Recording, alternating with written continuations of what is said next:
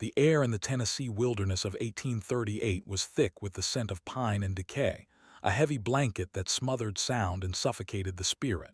For the lone trapper, Elias Thorne, it was a familiar perfume. He had walked these shaded, forgotten paths for years, his world defined by the rustle of unseen animals and the creak of ancient trees. But on this day, the silence was different.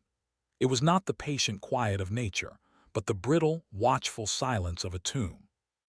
It led him, as if by an unseen hand, to a clearing that should not have existed. There, slumped against the ravages of time and neglect, was a cabin, the Lawson place, a name that had become a whispered, cautionary tale among the scattered settlements, a story told to frighten children and unnerve men by the firelight. It was a place folks said was swallowed by the devil himself. Elias, a man of practical mind, had dismissed such talk as the fanciful fears of the isolated. Yet as he approached, the unnatural stillness began to work on him, a cold dread coiling in the pit of his stomach. The cabin door hung open, a gaping black maw, inviting and forbidding all at once.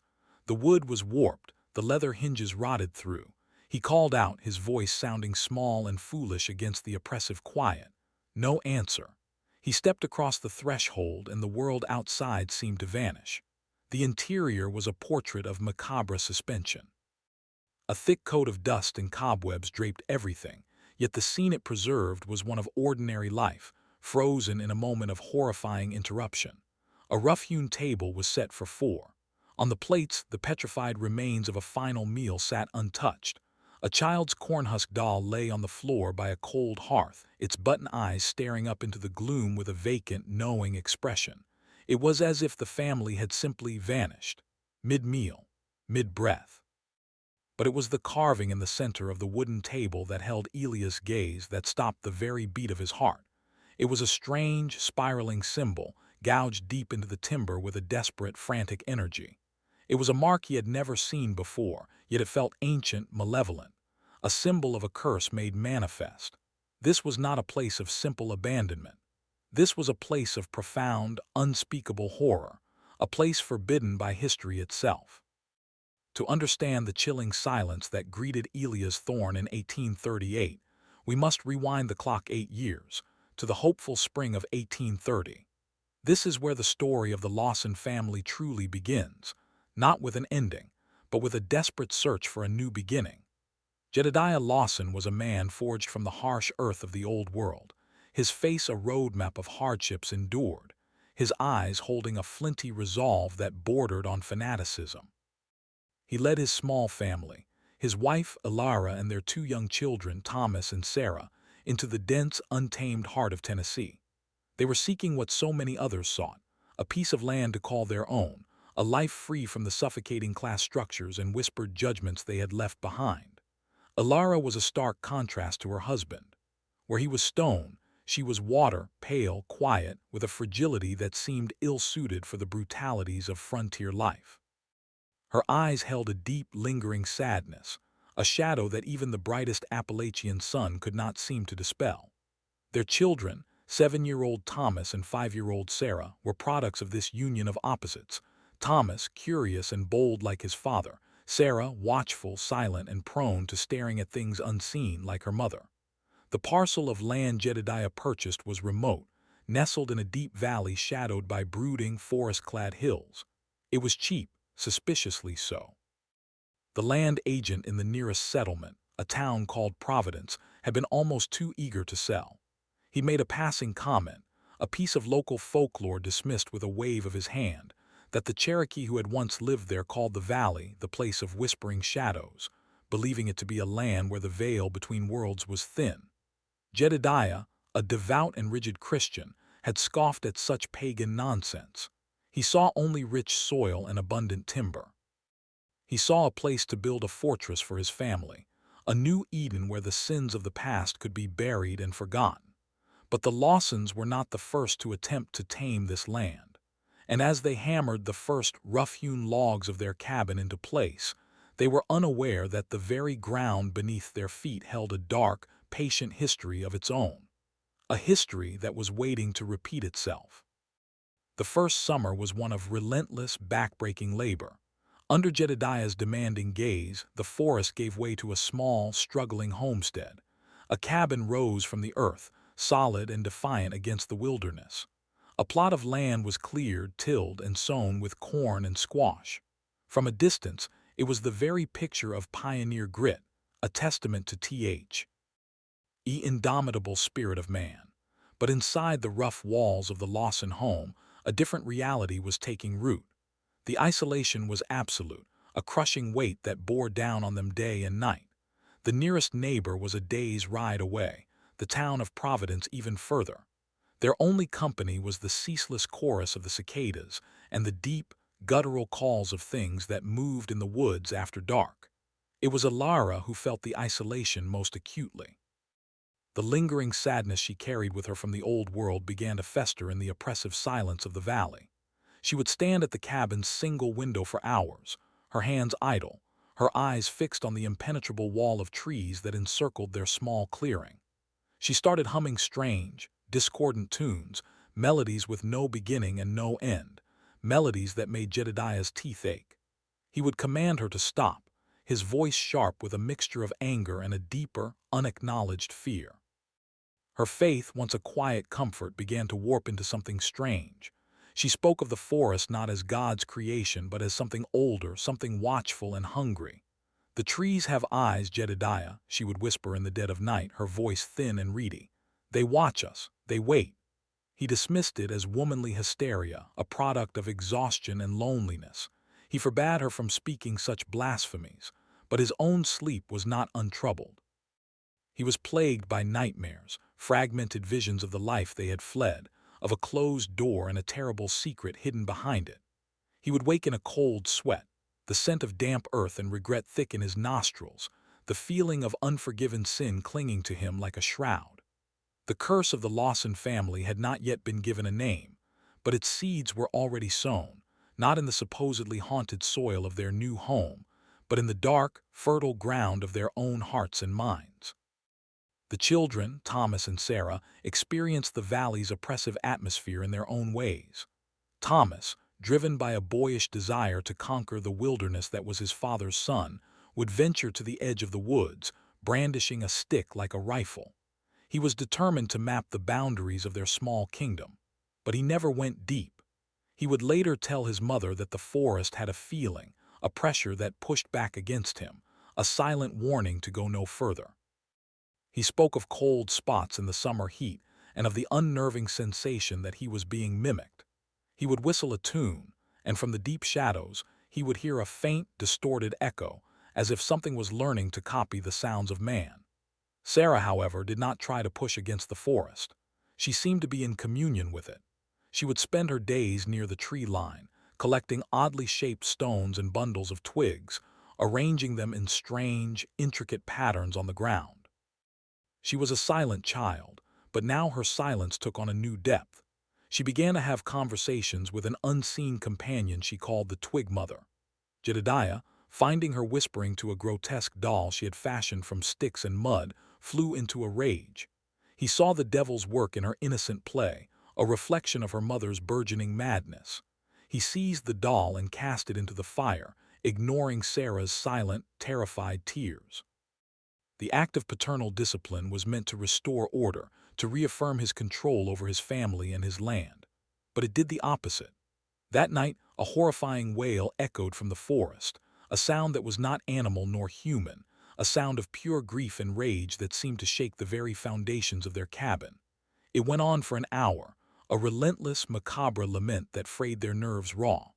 Jedediah sat by the fire, his rifle across his lap, his face a mask of grim denial. Alara rocked back and forth, her hands over her ears, whispering prayers that sounded more like incantations. The curse was beginning to find its voice. It was no longer just a feeling or a suspicion. It was a sound in the night, a presence that was making itself known, and it was focusing its disturbing attention on the most vulnerable members of the Lawson family. Autumn arrived, painting the valley in brilliant hues of red and gold, but the beauty of the season brought no comfort to the Lawson homestead. Instead, it brought a new and more tangible form of dread. Their livestock, a precious investment of their meager savings, began to die. It started with the chickens. They were found one morning not ravaged by a fox or a weasel, but simply dead in their coop, their bodies unmarked, their eyes wide with a terror that had stiffened their small forms.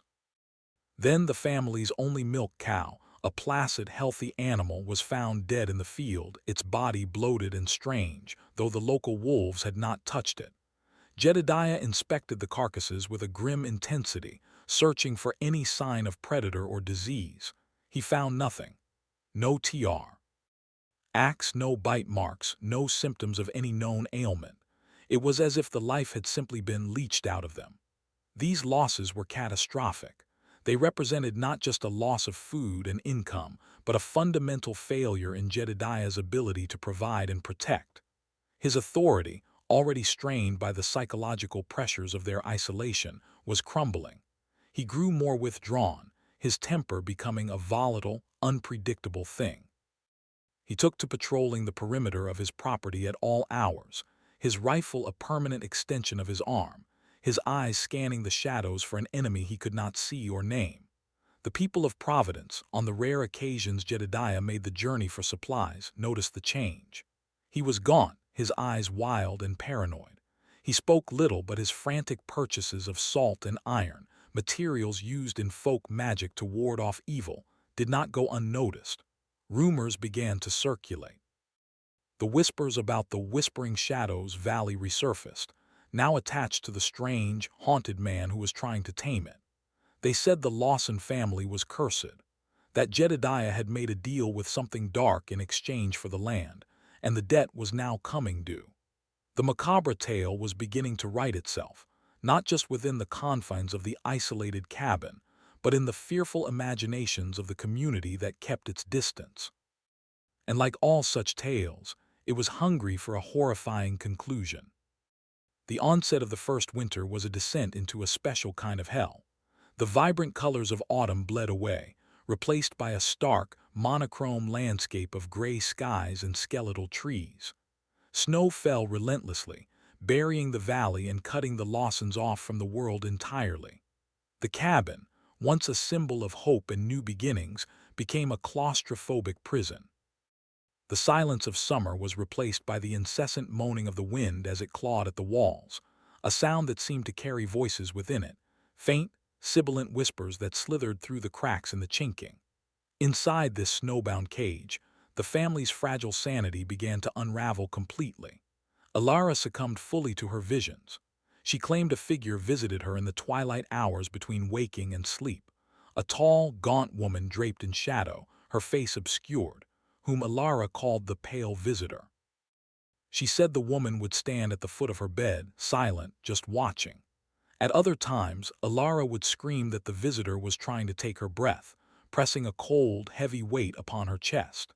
Jedediah, torn between fear and fury, would light lamps, read scripture aloud, his voice a desperate roar against the howling wind and his wife's terrified sobs. He believed it was a demon sent to test his faith.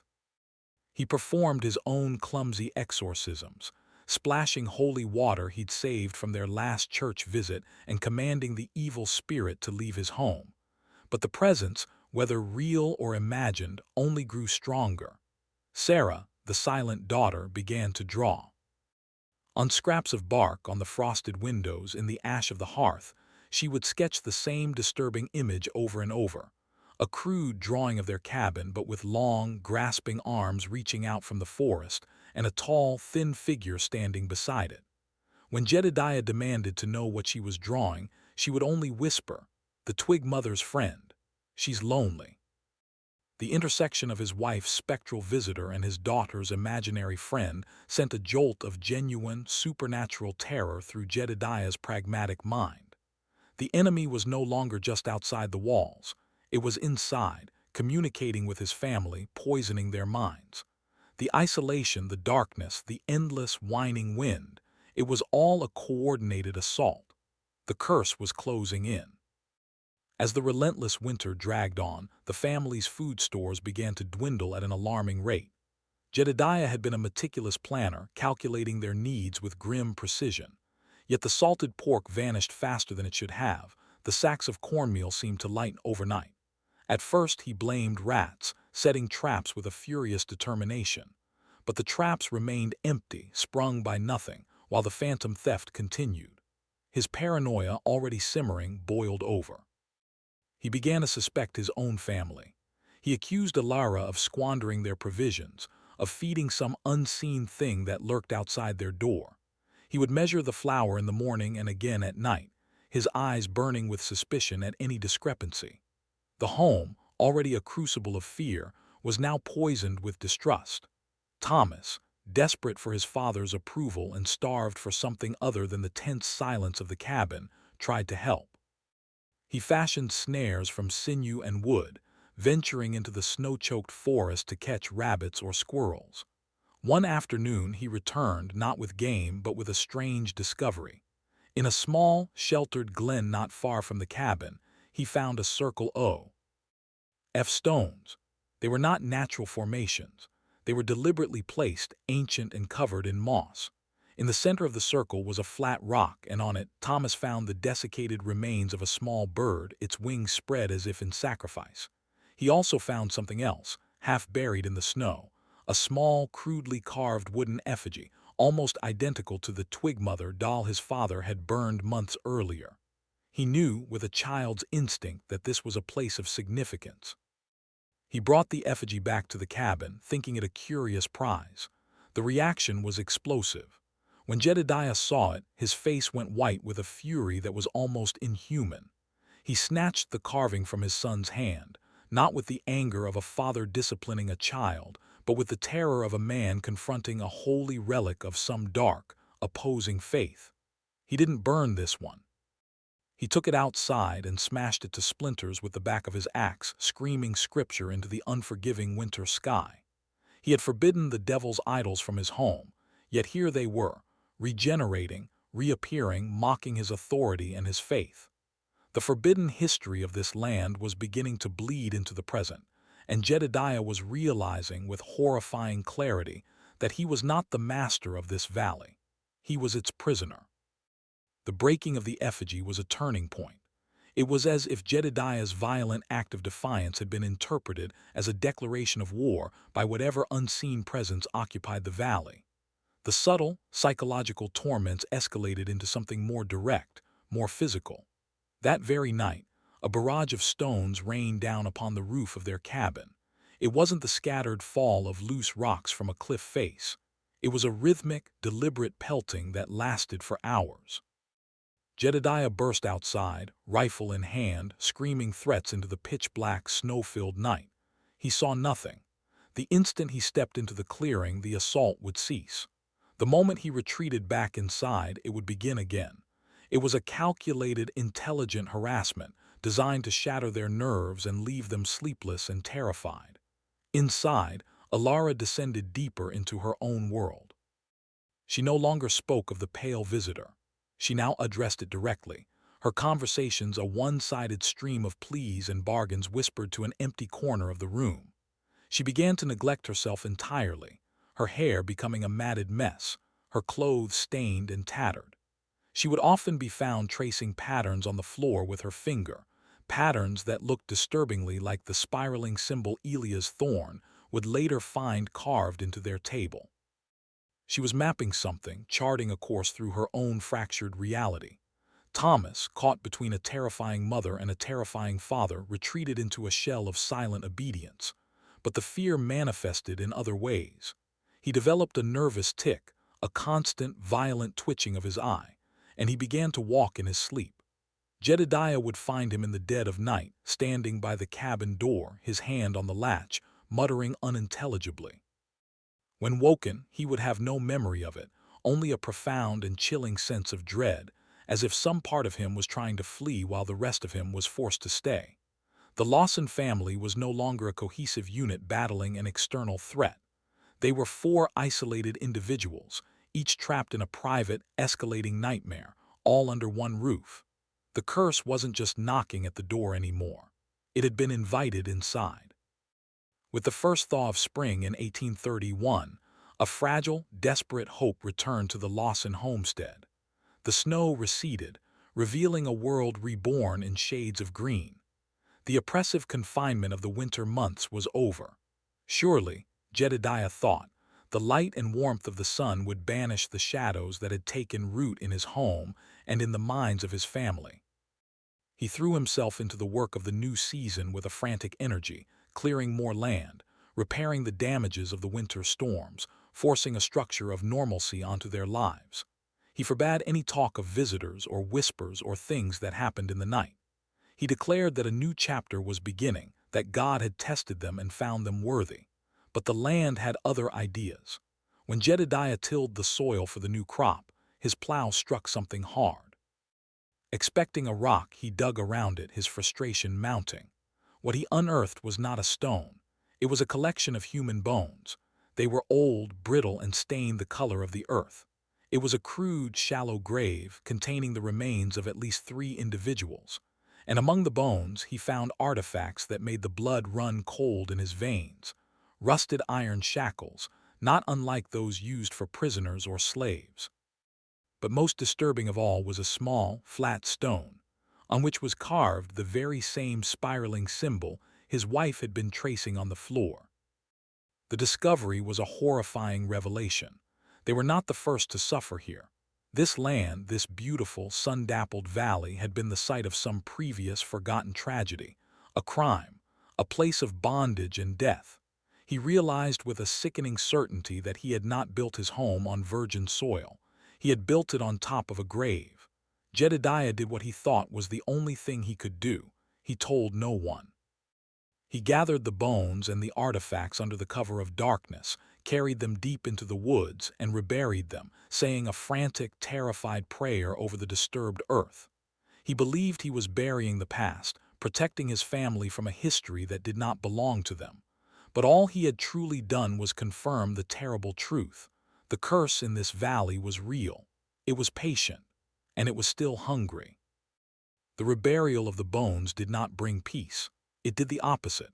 It was an acknowledgement of the valley's dark power, a concession that Jedediah now shared its terrible secret.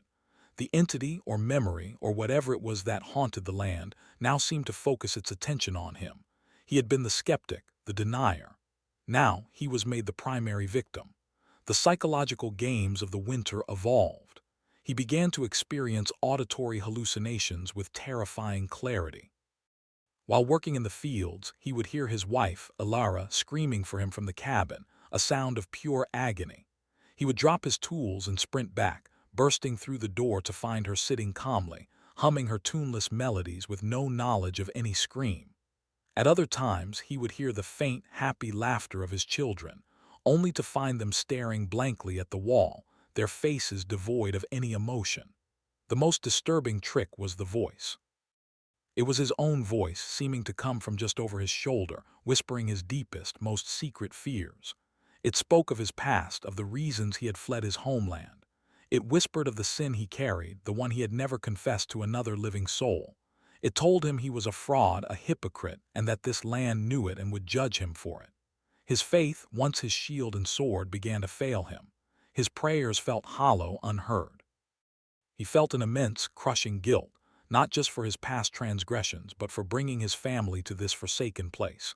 He had led them into the wilderness seeking salvation, and instead he had delivered them into the mouth of hell.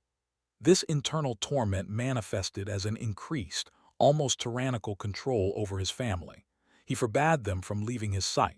His love for them, twisted by fear, became a form of imprisonment. They were to remain in the cabin unless he was with them.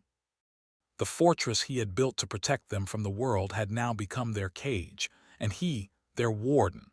A warden who was slowly, inexorably going mad. As Jedediah's sanity frayed, Ilara seemed to find a strange, new kind of clarity. Her terror subsided, replaced by a chillingly calm acceptance. She no longer spoke of the pale visitor as an intruder, but as a companion. She would set a place for it at the dinner table, an act that drove Jedediah to spittle-flecked rage but which the children accepted with a numbed, unsettling placidity. Ilara claimed the visitor was a guide, a spirit of the land who was trying to teach them how to live in harmony with it. The price of this harmony, she explained in a terrifyingly lucid moment, was a gift. The land demanded a sacrifice to appease the spirits of those who had been wronged there, the people whose bones Jedediah had found. She spoke of blood nourishing the soil, of a life given to restore balance. Her words were a direct, horrifying echo of the pagan beliefs Jedediah so despised. He saw it as the final, absolute proof that a demonic force had taken hold of his wife's soul. He began to see her not as the woman he had married, but as a vessel for the valley's curse, an enemy within his own home. Their relationship, once a partnership, devolved into a holy war fought in whispers and glares across the dinner table. He would read scripture at her, his voice booming, trying to cast out the devil he believed was speaking through her lips. She would simply smile, a serene, knowing expression on her face, and continue her work, sewing a small, white garment like a child's christening gown, though there was no child to wear it. The purpose of this garment was a subject she would not discuss, but its creation filled the small cabin with a sense of impending, ritualistic dread. If you find these kinds of dark, forbidden histories as compelling as we do, consider subscribing to our channel.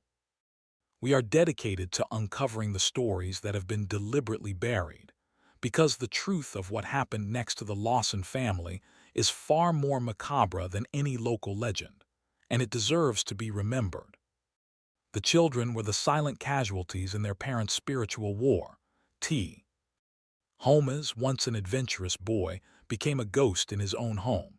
He moved with a quiet, fearful deference, his every action calculated to avoid provoking his father's explosive anger or his mother's unnerving calm. His sleepwalking grew worse. He would now unlock the cabin door and walk out into the clearing, standing in the moonlight for long stretches of time before returning. Jedediah, fearing he would wander off and be lost to the woods, began to bar the door from the inside at night, making them all prisoners until morning. Thomas's waking hours were spent in a state of hypervigilance, his head constantly cocked as if listening for a distant sound.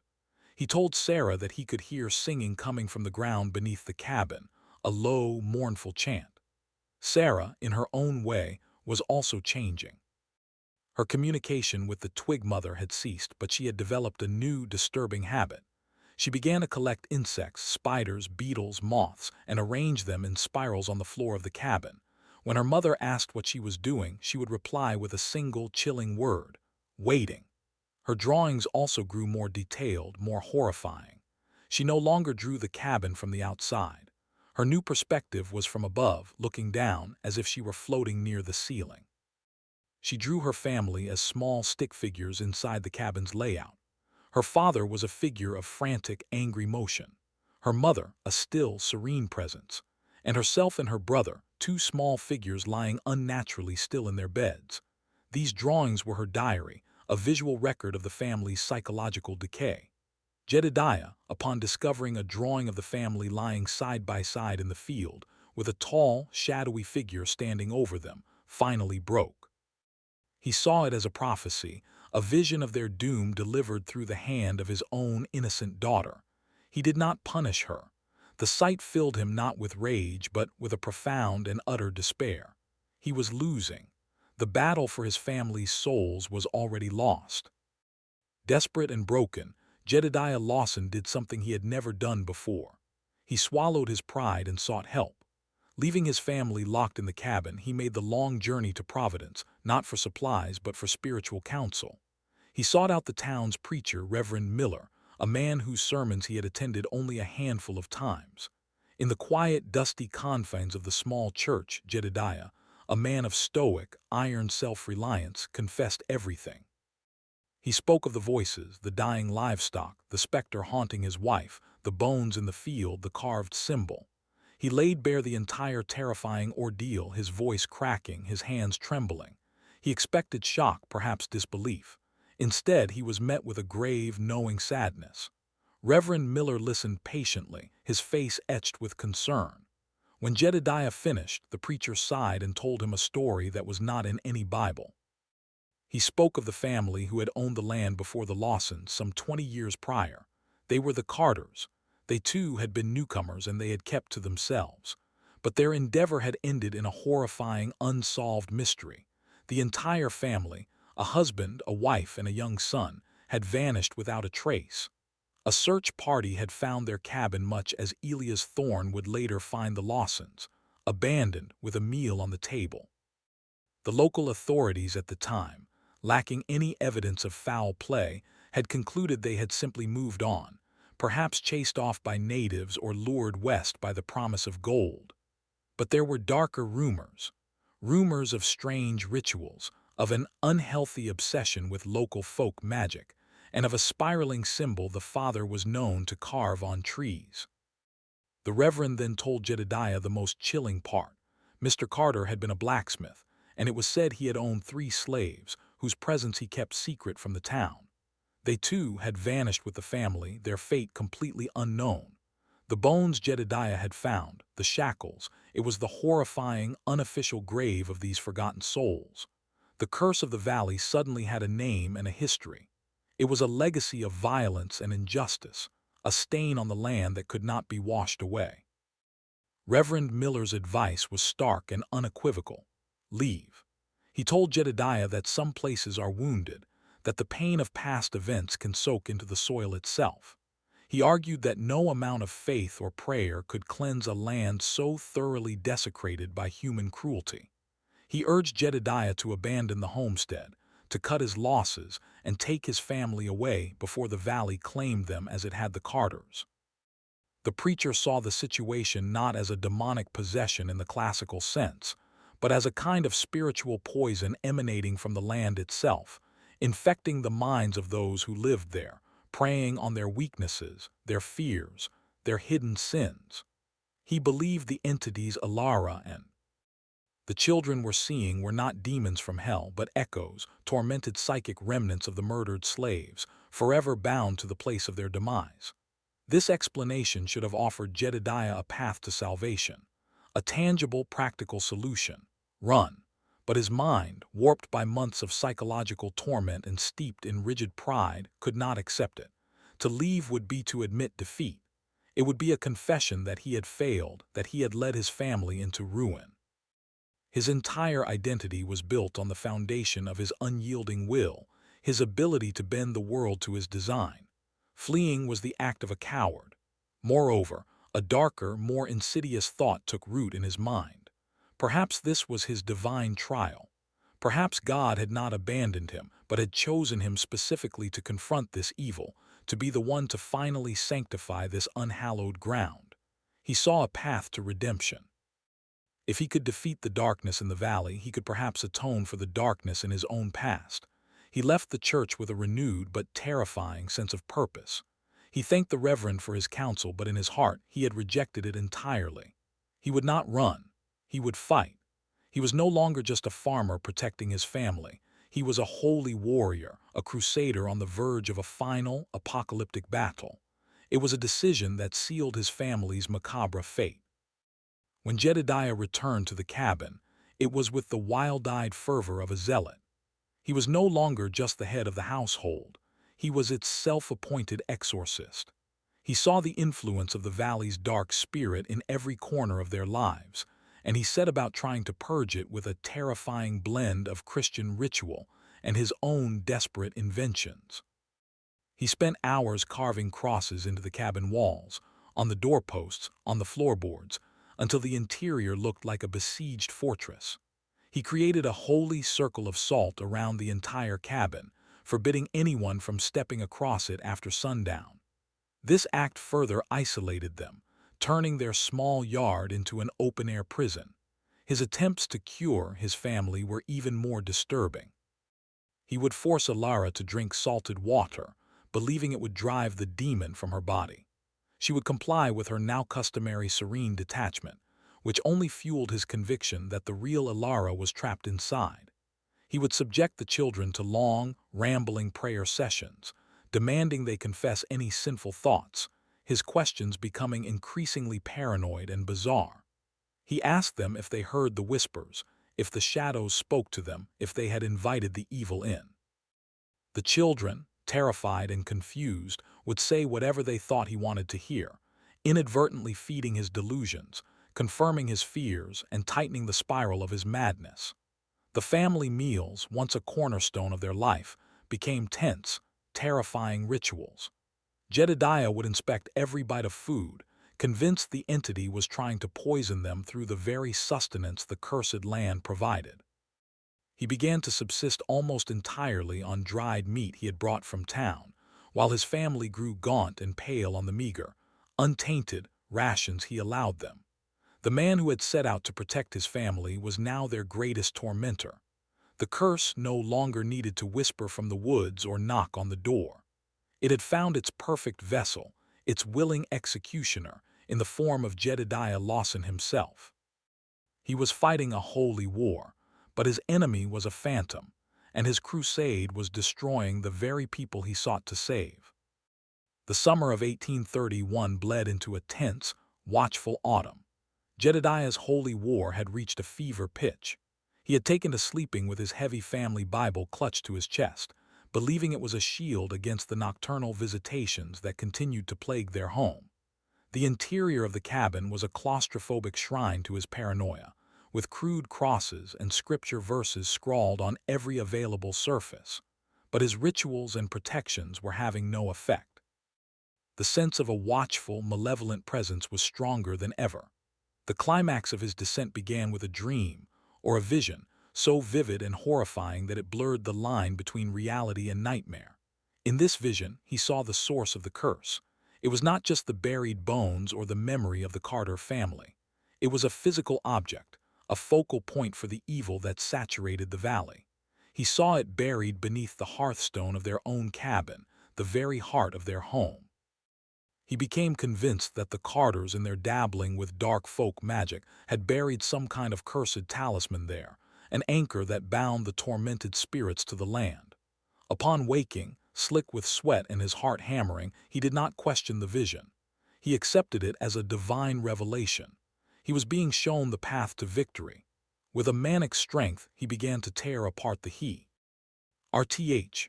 Alara and the children watched in terrified silence as he pried up the heavy flagstones with a crowbar, his breath coming in ragged gasps. He dug into the cold, damp earth beneath, his hands scrabbling like a dog's, convinced he was about to unearth the heart of the darkness and destroy it once and for all. For hours he dug, the pile of dirt growing in the center of their small home. The children huddled in a corner while Alara looked on with an expression that was not fear but a strange, sad pity. She knew what he was doing, she knew what he would find, and she knew it would not save them. It would only bring the end that much closer. After hours of frantic digging, his fingers raw and bleeding, Jedediah's hand struck something solid. It was a small, rotting wooden box. His breath caught in his throat. This was it, the revelation, the source of their torment. With trembling hands, he lifted the box from its earthy grave and placed it on the floor. The wood was damp and soft, and the lid came away easily in his hands. But the contents were not what he expected. There was no pagan idol, no collection of ritual bones. Instead, the box was filled with a collection of small, personal items, preserved with an eerie perfection by the cool earth. There was a child's leather shoe, impossibly small, a lock of fine blonde hair tied with a faded blue ribbon, and a miniature portrait painted on a small piece of ivory of a woman with a sad, gentle face. These were not artifacts of evil. They were the keepsakes of a grieving mother. It was a memory box, likely belonging to Mrs. Carter, for a child she had lost. The realization struck Jedediah with the force of a physical blow. His divine vision was a lie. He had not been guided by God but manipulated by the very entity he sought to destroy. It had played on his faith, his desperation, his arrogance. It had led him to desecrate his own home, to tear apart its very heart, only to reveal a scene of profound and human sorrow. The discovery did not break the curse. It broke him. He fell back from the box, a low, animalistic moan escaping his lips. He had been so certain, so righteous. Now he was just a fool scrabbling in the dirt, his family watching his final, pathetic unraveling. The entity in the valley was far more intelligent, far more cruel than he could have ever imagined. It didn't just want to scare them or drive them out. It wanted to humiliate them, to dismantle their sanity piece by piece, to turn their faith into a weapon against themselves. This was the ultimate violation. The great crusader, Jedediah Lawson, finally understood the futility of his war. He was not battling a simple demon. He was battling the echoes of human grief, a force far more relentless and powerful. The discovery of the memory box plunged Jedediah into a state of catatonic despair. The wild-eyed zealot was gone, replaced by a hollow shell of a man. He would sit by the cold, desecrated hearth for hours, staring into the hole he had dug, his face a blank mask of defeat. He barely ate, he barely spoke. The leadership of the family, which he had wielded with such tyrannical force, now lay abandoned. And into this vacuum of power stepped Alara. Her transformation was as swift as it was terrifying. The serene, detached woman became a figure of quiet, unnerving authority. She directed the children with a calm efficiency, her voice no longer the thin whisper of a victim, but the steady, confident tone of a priestess presiding over a sacred, long-awaited ceremony. She retrieved the memory box from the floor. She cleaned the items with a tender reverence, as if they were holy relics. She told the children that these were gifts from the first mother of the valley, a sign that they had been accepted, that their own gift would soon be required. She began preparing. She took the pristine white garment she had been sewing and laid it out carefully on her bed. She started boiling water, not for cooking, but for cleaning, meticulously scrubbing the floors and walls of the cabin, as if purifying the space for a ritual. The atmosphere in the cabin shifted from one of frantic, male-driven terror to something far more ancient and macabre. It was now a space of calm, feminine, methodical preparation for an impending, unknowable event. Thomas and Sarah watched their mother, their fear now mingled with a strange, hypnotic obedience. They were no longer afraid of the monster in the woods. The true source of horror was inside the cabin with them, and it wore their mother's face. She was no longer Alara Lawson. She was the valley's willing instrument, the midwife of its curse, and she was preparing to deliver her family into its cold, waiting embrace. The forbidden history of the land was coming full circle. The final days were marked by a surreal and horrifying calm. Alara moved through the cabin with a purposeful grace, her actions imbued with a chilling sense of ritual. She baked bread not for sustenance but as a kind of offering, leaving a loaf on the porch each evening. She would find it gone in the morning, though no animal tracks were ever visible. She braided Sarah's hair with wildflowers she'd gathered from the edge of the woods, humming her strange, discordant lullabies. She was anointing her children, preparing them. Jedediah remained a silent observer, a ghost at his own family's funeral. His will was shattered. He would watch his wife's bizarre preparations, his eyes filled with a dead, hollow understanding. He knew what was coming. He knew she was in communion with the spirit of the valley, the grieving mother whose treasures he had unearthed, and that she was about to pay a terrible price to appease that ancient sorrow. He did not intervene. Perhaps he believed they were all damned anyway. Or perhaps, in his broken state, he saw a kind of twisted logic in it all, a sacrifice to end the suffering. A final, desperate act of surrender. The true horror of the curse was now laid bare. It was not a violent, monstrous entity. It was a slow, insidious poison that worked its way into the cracks of a family's foundation. It had used Jedediah's pride and Alara's sorrow as its entry points. It had turned a father into a tyrant and a mother into a high priestess of a macabre, nameless cult. The most disturbing part was the children's acceptance. Thomas no longer sleepwalked. Sarah no longer drew her frightening pictures. They followed their mother's instructions with a quiet, solemn obedience. They had been exposed to the supernatural, to their parents' madness, for so long that this final, ritualistic phase felt natural, almost peaceful. They were no longer the children of Jedediah and Alara Lawson. They were children of the valley, and they were ready for their homecoming. The air grew heavy and still. The birds stopped singing. The final act of this forbidden history was about to begin. On the last night, Alara prepared a special meal. It was a simple stew, but she served it with a formality that was deeply unsettling. She lit every candle in the cabin, casting flickering, distorted shadows on the walls. She had the children wash their hands and faces, and she dressed Sarah in the small, white garment she had sewn. It fit her perfectly. She instructed them to eat and to be silent. The meal was consumed in a profound, breathless quiet, broken only by the sound of spoons against wooden bowls. Jedediah, for the first time in days, seemed to stir from his stupor. He looked at the scene before him, his wife radiant and calm, his children docile and clean, and a flicker of the man he once was seemed to return, a flicker of terror. He looked at the stew in his bowl, then at Alara's serene face, and a horrifying suspicion dawned on him. He grabbed his bowl, stood up, and hurled it into the fireplace, the contents hissing and steaming on the hot coals. "What have you done?" he roared, his voice thick with disuse. "What have you put in it?" Alara simply looked at him, her expression unchanging. "It is a gift," she said softly, "a calming draught, to make the journey peaceful. The first mother does not wish for them to be afraid." Jedediah stared at his children. Thomas and Sarah had already finished their portions. Their eyes were growing heavy, a sleepy, peaceful look on their faces. The poison or sedative was already taking hold. The final, irreversible act had been committed, not with a knife or an axe, but with a mother's gentle, loving hand. Jedediah's rage collapsed into a gut-wrenching sob. He had fought the monster in the woods, the devil in his home, but the real threat had been sitting across from him all along, patiently waiting for him to break. He had lost.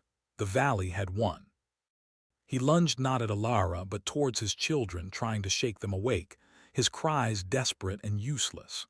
They were already drifting away, their small heads nodding, their bodies slumping in their chairs, entering the long sleep from which they would never wake. What happened in the moments after Jedediah's horrifying realization is not recorded in any official history. It exists only in the realm of terrified speculation, a macabre puzzle pieced together from the chilling scene that would be discovered years later. The children, Thomas and Sarah, were slipping away into a drugged, irreversible slumber. Jedediah, the broken patriarch, was faced with the ultimate checkmate. His entire world, everything he had fought for, everything he had sacrificed and sinned for, was ending in a quiet, candle-lit room at the hands of his own wife. His frantic efforts to rouse the children would have been met with their limp, unresponsive bodies. His rage and despair would have then turned on Alara, but she would not have been the cowering, fragile woman he had once known. In this final moment, she was the valley's avatar, filled with a purpose that made her immune to his threats. One can imagine the final, terrible confrontatio. In his accusations, her calm, chilling responses. He, speaking of God and damnation. She speaking of balance, of a gift to the wounded earth, of reuniting a grieving spirit with the children she had lost. It was the collision of two utterly shattered realities. The historical record is silent here, but the grim tableau found by Elias Thorne provides the clues. The table was set for four. The drugged children were not found in their chairs. Their bodies were never found at all. This suggests a horrifying, ritualistic conclusion. Alara, having sedated her children for their peaceful journey, would have carried them out of the cabin, one by one. She was taking them to their final resting place, completing her pact with the first mother. She was offering them as a sacrifice, not in a violent, bloody spectacle, but in a quiet, solemn delivery. A mother giving her children back to the earth. Jedediah, witnessing this, would have been pushed past the final boundary of human sanity. The last vestiges of the husband and father were burned away, leaving only pure, primal agony. The fate of Jedediah Lawson is the darkest and most disturbing part of this forbidden history. With his children gone, carried into the night by his transformed wife, he was left alone in the cabin, the candles guttering, the silence of the valley pressing in. The thing he had feared most, the complete and utter destruction of his family, had come to pass. And it was a destruction he had presided over, a collapse he had accelerated with his own pride and paranoia. What does a man do when he has nothing left to lose? When his entire world has been inverted, when his wife has become a monster and his children have been sacrificed to a pagan entity? The evidence suggests an act of final, desperate inscription.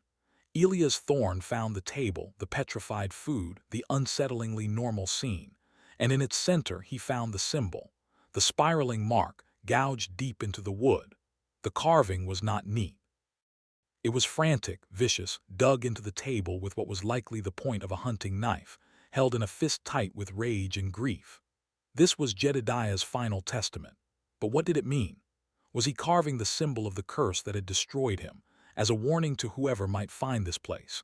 Or was it an act of final, blasphemous surrender? A sign that, in the end, he was accepting the valley's power, carving its sigil into the heart of his home as a final, damning confession. It is here that we must leave the realm of evidence and enter the darkness of psychological horror. After carving the symbol, Jedediah vanished. Like his wife, like his children, like the carters and their slaves before them, he was consumed by the valley. Did he take his own life in the woods, his body never to be found? Did he simply walk away from it all, a madman wandering the frontier until he perished? Or did something more sinister occur? Did Alara return from her ritual, no longer a woman but something else entirely, to claim him as the final part of her sacrifice? The ambiguity is, perhaps, the most chilling part of the curse. And what of Alara, the quiet, fragile woman who became the instrument of her family's doom? After carrying her children into the woods to a place she believed was sacred, what became of her? It is almost impossible to imagine her returning to a normal life. The mind that could conceive of and carry out such a horrifying act is not one that can simply rejoin society. Her story, like Jedediah's, dissolves into the realm of folklore. The most prevalent local legend, which grew in the years following the family's disappearance, was that Alara never left the valley. She became a part of it, a new guardian spirit, a successor to the first mother.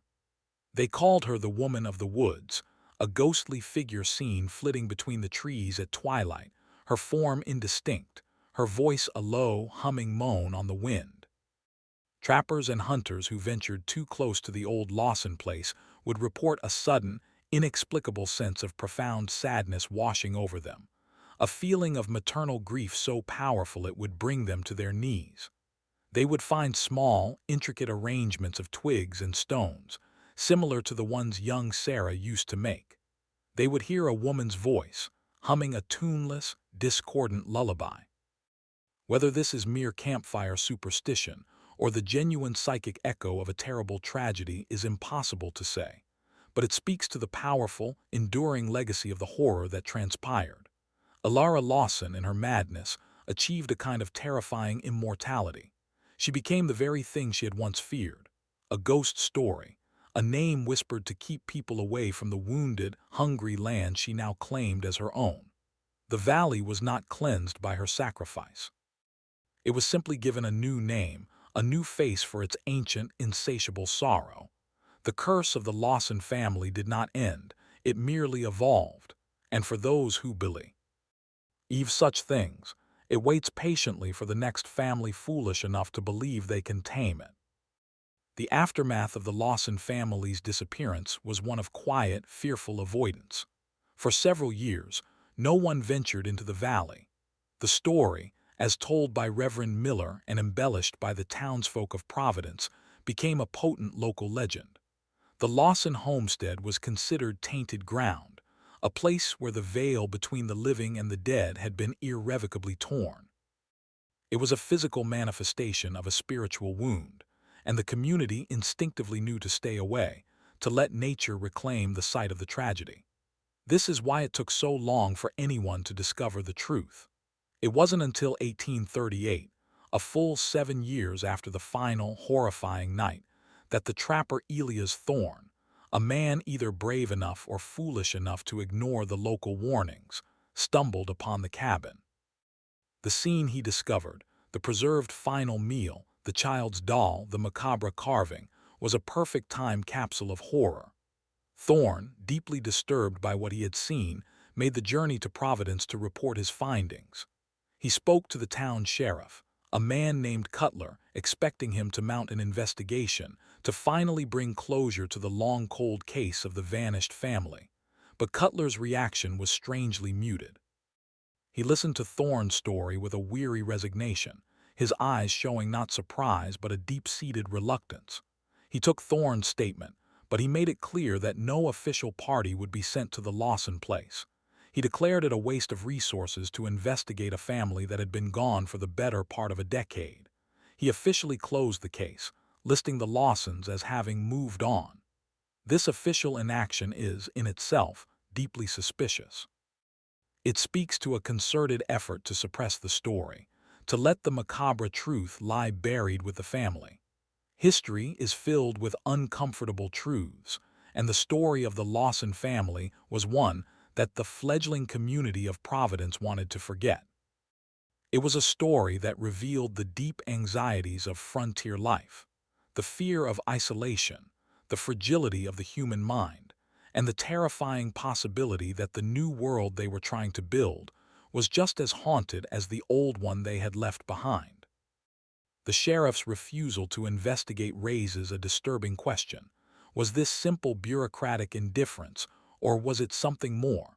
Was the community of Providence actively participating in a cover-up? To understand this, one must understand the psychology of an isolated frontier town. These communities were built on a precarious foundation of hope and brutal pragmatism. They needed to attract new settlers to grow, to survive. A story like the Lawsons, a tale of madness, murder, and a possibly haunted valley, was poison to that ambition. It was bad for business. Admitting that a piece of land just a day's ride from town could drive a family to self-destruct was not a story you put in pamphlets for prospective pioneers. And so, a collective decision was made, unspoken but universally understood. The Lawson story would be relegated to the status of a ghost story, a tall tale. It would be used to frighten children away from the woods, but its factual, historical basis would be deliberately obscured. The official narrative would be that the Lawsons simply left. This is how history becomes forbidden, not through grand conspiracies or government decrees, but through the quiet, collective shame and fear of a small community. The truth was too macabre, too disturbing, too threatening to the fragile sense of order they were trying to impose on a chaotic wilderness. The story of what truly happened in that cabin was banned, not by law, but by a powerful social contract of forgetting. The community's survival depended on its ability to project an image of safety and opportunity. The Lawsons were a terrifying contradiction to that image. By burying their story, the people of Providence were not just protecting their town's reputation. They were protecting themselves from the horrifying knowledge of what the isolation and darkness of the frontier could do to a family, to a mind, to a soul. They were protecting themselves from the chilling realization that the Lawson family's fate could just as easily have been their own. The fate of the physical cabin itself adds another layer to the mystery. After Elias Thorne's discovery and the sheriff's subsequent inaction, the Lawson place was left to rot. For years, it stood as a silent, decaying monument to the tragedy. But sometime in the late 1840s, the cabin burned to the ground. There was no lightning strike, no recorded forest fire in the area. The local consensus was that it was arson, but who would have done it and why?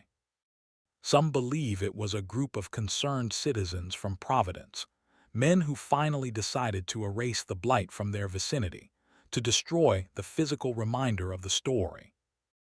They were so desperate to suppress. By burning the cabin, they could ensure no other curious trapper would stumble upon the scene, reigniting the forbidden tale. It was a final, definitive act of erasure. But there is another, more unsettling theory. A theory whispered by those who truly believed the legends. They say the fire was not set by human hands. They claim that on certain nights, a faint, flickering light could be seen in the valley, emanating from where the cabin once stood. They believed the spirits of the place, the tormented echoes of the Carters, their slaves, and now the Lawsons, finally consumed the last physical artifact of their suffering. In this version of the story, the fire was a supernatural event, a final ghostly exhalation of all the pain and misery that the cabin's walls had absorbed. Today, nothing remains of the Lawson homestead. The clearing has been reclaimed by the forest. The stones of the hearth are scattered and covered in moss. The hole Jedediah dug is now just a shallow depression in the earth. The valley has taken back all evidence of the family's existence. All that is left is the story. A story that survives only in whispers, a piece of dark folklore that serves as a chilling reminder that some places are better left alone, and some histories are forbidden for a very good reason. But what was the true nature of the curse? Was the valley genuinely haunted by the tormented spirits of the murdered slaves, their pain and anger poisoning the very soil? Or was the tragedy of the Lawson family a product of purely terrestrial, psychological horrors? The genre of dark history demands we explore both possibilities.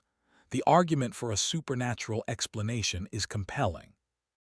The sheer number of specific escalating events, the disembodied voices, the poltergeist activity, the synchronized delusions of Alara and Sarah, the historical precedent of the vanished Carter family, all point to an external, malevolent intelligence actively working to destroy the Lawsons. The discovery of the bones and the spiraling symbol ties their ordeal to a previous, verifiable tragedy, suggesting a continuous, location-based haunting. In this interpretation, the Lawsons were simply the wrong people in the wrong place at the wrong time. They were victims of a powerful, pre-existing paranormal force that they had no hope of understanding or defeating. The spirit of the valley, the genius loci, was real and it was hostile. This view is comforting in a way. It absolves the family of responsibility. They were not mad, they were haunted. They did not self-destruct, they were destroyed. But there is another, perhaps more disturbing, explanation. An explanation that requires no ghosts, no demons, and no curses. An explanation that finds the source of the horror not in the supernatural, but within the grim, unforgiving reality of the human condition on the American frontier. And it is this explanation that truly makes this history forbidden. Let us for a moment strip away the supernatural. What are we left with?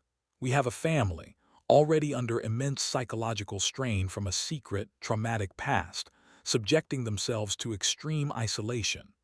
The whispers on the wind could be auditory pareidolia, the mind's tendency to find patterns in random noise, amplified by loneliness and fear. The dying livestock could be the result of a local disease or poisoned water source, misinterpreted as a supernatural attack by a pre-scientific mind.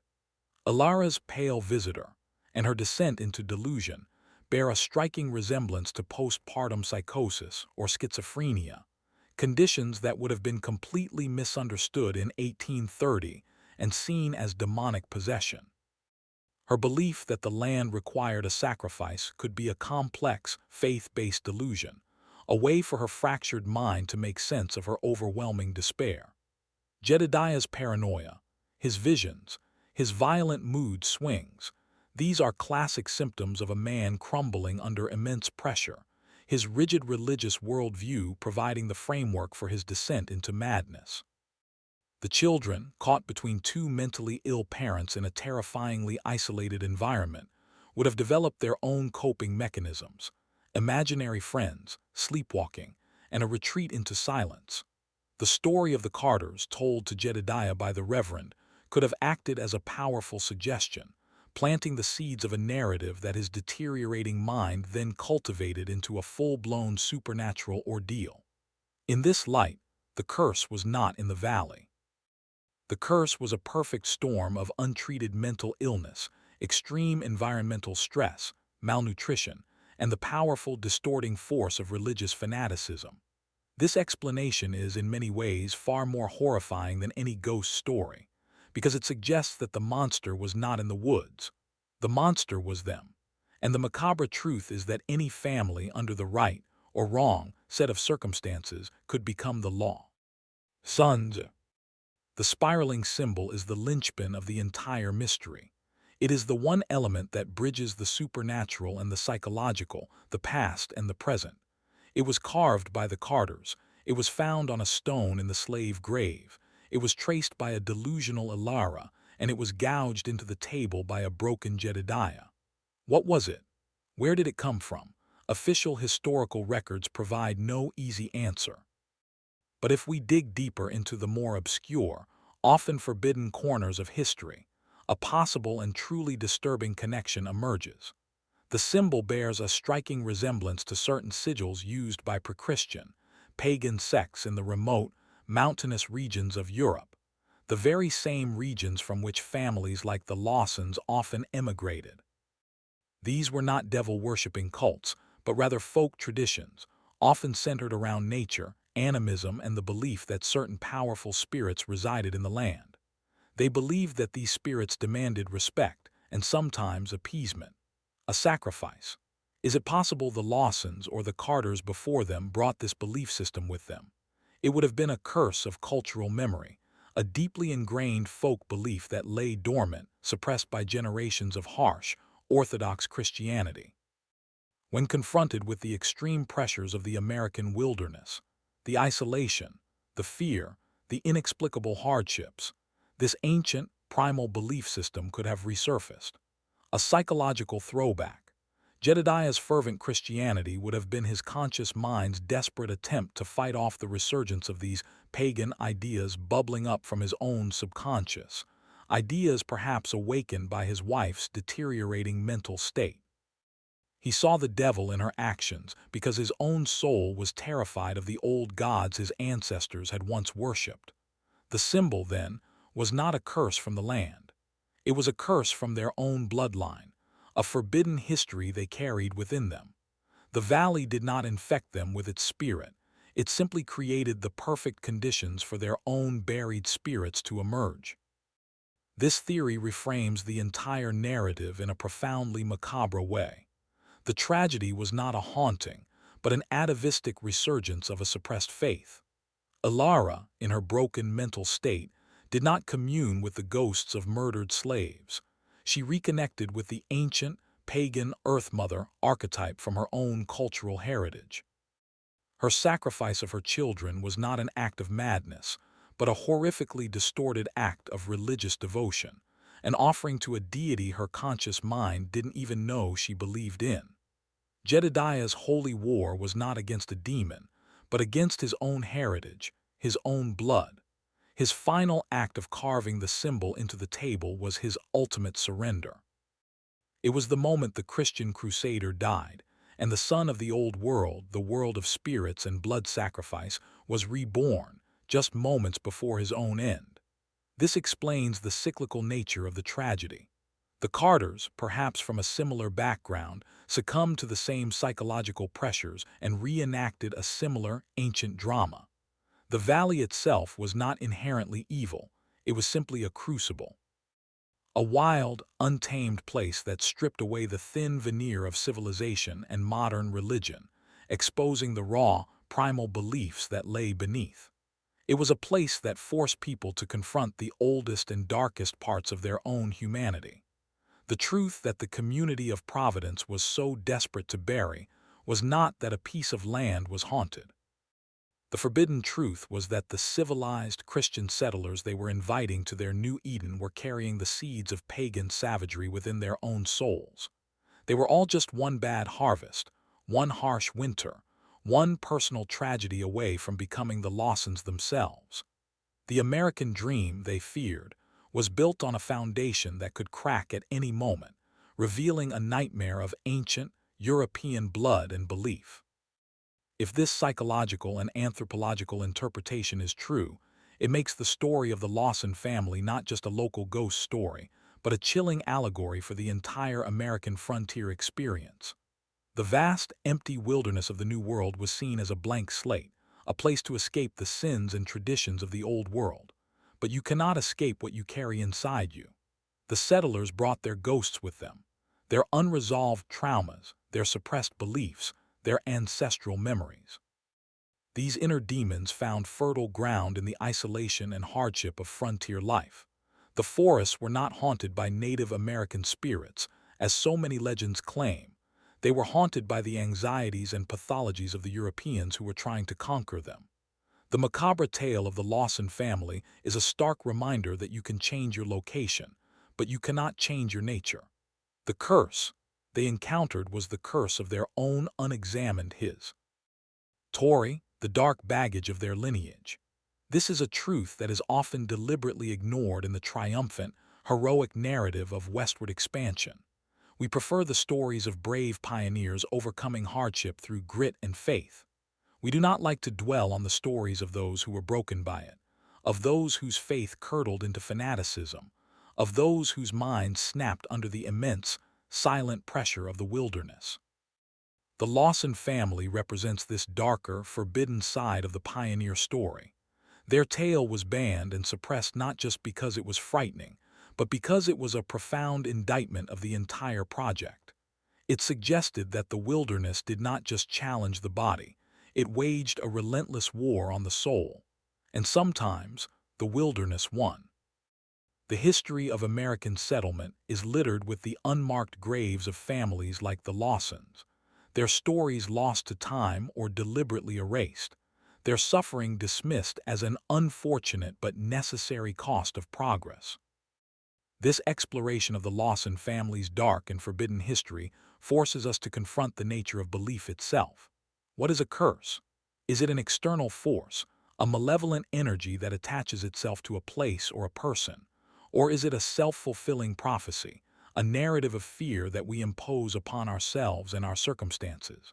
For the Lawsons, the curse became real the moment they started to believe in it.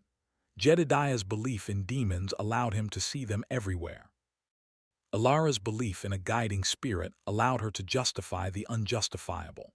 The story they told themselves about their reality became their reality. The ambiguity between the supernatural and the psychological is where the true horror of this story resides. Because there is no definitive answer, we are left to ponder the terrifying possibilities.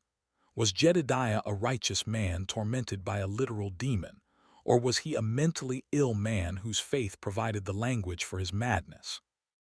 Was Alara a possessed vessel for a vengeful spirit, or a woman suffering a psychotic break who created a complex mythological framework to explain her suffering? The truth is likely a tangled, inseparable web of both. The external pressures of the strange valley likely exacerbated the internal pathologies of the family, creating a feedback loop of terror that spiraled into the final, horrifying tragedy. This is why these stories endure. They are not simple tales of ghosts and monsters. They are complex, disturbing case studies of human beings pushed to their absolute limits. They explore the dark borderlands between faith and madness, between history and hysteria, between reality and the stories we tell ourselves to survive it. If you appreciate this deeper dive into the macabre underbelly of history, support our work by subscribing. We believe these forbidden stories are more than just entertainment. They are essential to understanding the darker, more complex truths of our shared past. Let us return, finally, to the clearing in the woods where the Lawson cabin once stood. It is a quiet place now. The forest has been efficient in its reclamation. There are no signs of the life and death struggle that took place here. There is no monument, no marker, no warning. It is just another anonymous piece of the vast Appalachian wilderness. But is the valley truly at peace? Or is the cycle just dormant, waiting?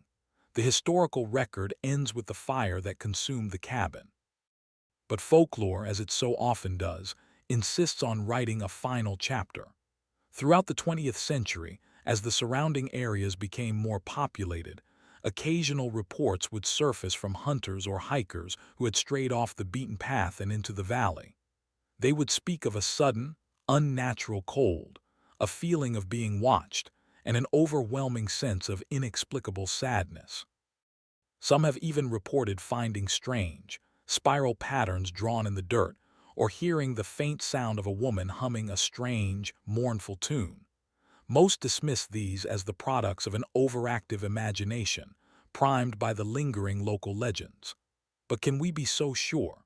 If the curse is a product of human suffering imprinted upon a location, then the valley is saturated with it. The pain of the enslaved Carters, the grief of their mistress, the terror and madness of the Lawsons, all of that emotional energy may still be there, a psychic stain that can never be washed away.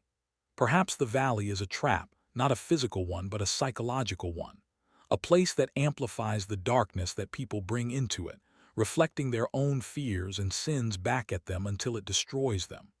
The curse is not the presence of a ghost, it is the absence of hope. The story of the Lawson family is a chilling testament to the power of forgotten history. What began as a hopeful journey into the American frontier descended into a private, hellish nightmare.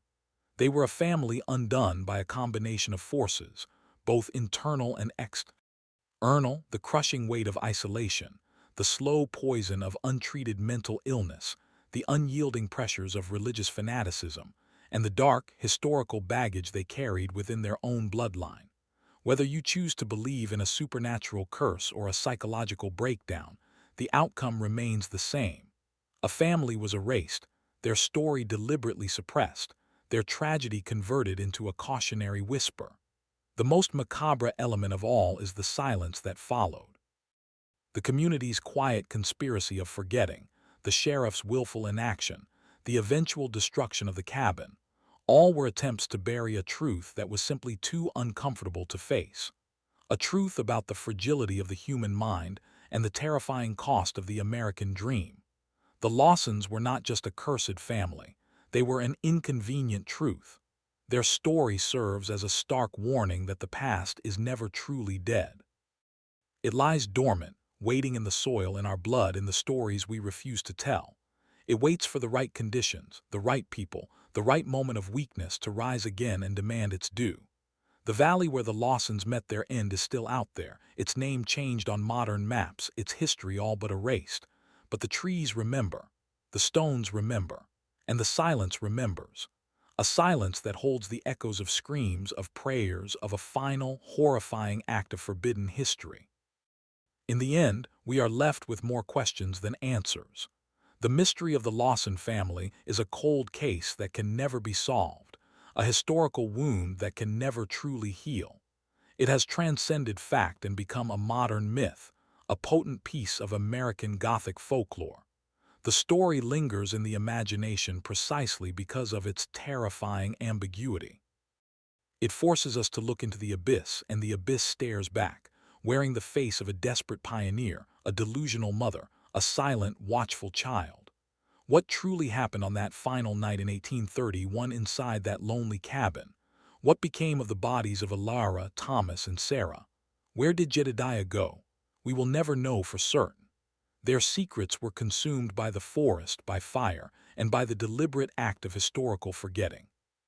But perhaps the most unsettling question is not what happened to the Lawsons, but whether the force that destroyed them is still there. Is the curse, whatever its true nature, still patient and waiting in that quiet Tennessee valley? The story serves as a chilling reminder that there are dark corners of our history that remain unexplored, forgotten places where unimaginable tragedies have unfolded. And it warns us that the line between civilization and savagery, between sanity and madness, is terrifyingly thin. For the Lawson family, that line was crossed, and they stepped into a macabre, forbidden history from which they would never return.